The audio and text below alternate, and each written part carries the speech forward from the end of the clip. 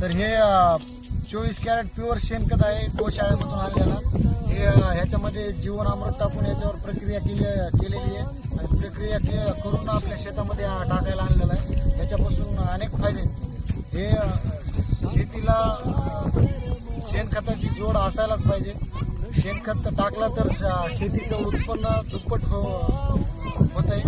त्याच्यामुळं आपण एकरी 20 बॅग टाकण्याचा निर्णय घेतलेला आहे. आपल्याला 40 बॅग आणलेल्या आहेत रात्री.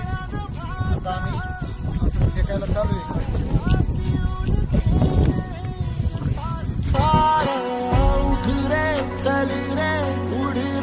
झेप घ्यायची वाटून बळी सारे वाट